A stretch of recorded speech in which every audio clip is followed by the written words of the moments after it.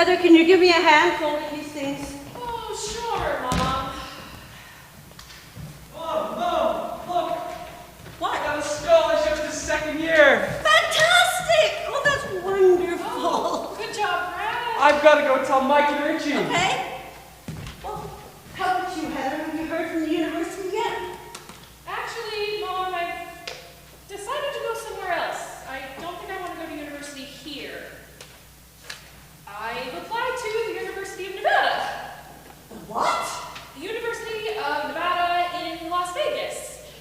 I have to get out of here. I want to see someplace different. You're going away? Yeah, I want to see someplace different. I want to do new things. I want to get out of here. Can you be happy for me? What's so far away? I just gotta go, Mom. Can you just be happy for me, please? Oh, So far away. I don't understand. I can't believe my luck. I've only been in Las Vegas for 3 hours. I've met a great guy like you willing to show me around. And I just won $100 on the slots for the first time. Stick with me. $100 will be just chump change. Step over here to this roulette table. Roulette? I've never played roulette before. So easy. Give me $50 and pick a number. Okay. 17? 17. Put it on 17. 50 on 17. Go 17. Go 17. Go 17! We won! 17. Pick another number. Okay, all right. 21. 21. Put it all on 21. 21. 21. 21. 21. Go 21!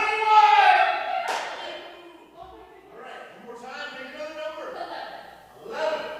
All 11. Let it ride. 11. 11. 11. 11. 11. That's all right. Give me another $50. We'll win it all back. Okay. 3. 3. Put it on 3. $50 on 3. $50 on 3. $50 on 3. $50 on 3. Oh well. Got any other money? Yeah, but it's in the bank and it's for my tuition. Tuition. We never need tuition. We're gonna be rich. I don't know. There's lots of money where that came from, you know. Okay. All right. Let's go over here. The cashier's right over here. Okay, thanks.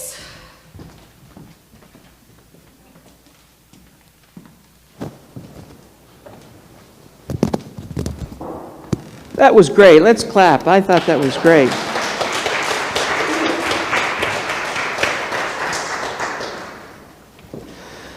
So today we're going to reflect just briefly on the younger son. As you know, we're looking at our Lenten journey through the reflecting on Rembrandt's painting, The Prodigal Son.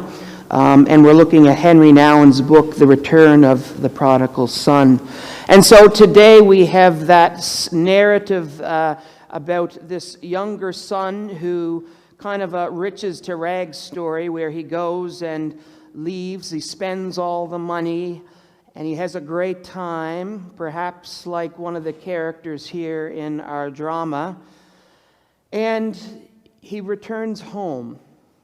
And he's rejected by his older brother, who can't understand how he could possibly return home and be welcomed by his father with open arms.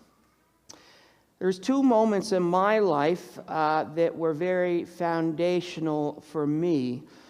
The first was leaving home, and the second was rejection that I experienced in my life. After high school, I was trying to figure out where I wanted to go for university. And so I applied to Mount Allison, Acadia, and the University of Prince Edward Island. I was like most island youth, wondering what life was like on the other side of the Confederation Bridge. And this was my opportunity to get off the island and experience the real world, so to speak. I ended up getting some scholarship money from Acadia and Mount Allison, but in the end I got considerable amount of money from the University of Prince Edward Island. And so I was trying to figure what to do. You go to UPEI and get quite a bit, if not all, your tuition paid, stay home and save money, or do I take the lesser amount and go to a different university? In the end, I chose the lesser amount and went to Mount Allison, which was some of the best times of my life.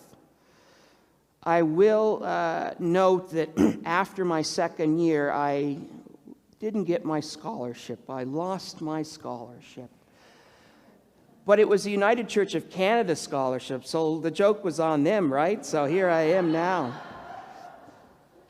So yes, I didn't maintain my scholarship. I partied. I had a great time, made new friends. And then towards my last year at Mount A, I faced rejection. And that was as I was studying for the LSATs, which is the tests that you need to take for law school. I took the tests, and I did not as well as I would have liked, but I did not too bad. Of course, I can argue with the best of them, but being a lawyer is much more than that. And so this test kind of looks at reason and your problem-solving skills, and some mathematics involved, which I'm not that good at. And so I applied to two law schools, and got the first letter back. Dear Mr. Wagner, we're so pleased to receive your application. Unfortunately, at this time, we do not have room for you. Rejection letter. Second letter I got was a little bit better. It was, you're on the waiting list, but nonetheless, rejection. And so to say I was devastated was an understatement. I had wanted to be a lawyer since grade 5. I mean, O.J. Simpson case, that put it on the map for me. As weird as that sounds, I watched that religiously. Everybody knew I wanted to be a lawyer. It was in my yearbook. And not getting in, I felt rejected, and I did not know what it was going to be like to return home. I did, though, find a new home in a new community, and that was the chapel community at Mount Allison. And I won't go into that today, but we'll look at that in a week or so on what that home was like that kind of lifted me up and embraced me.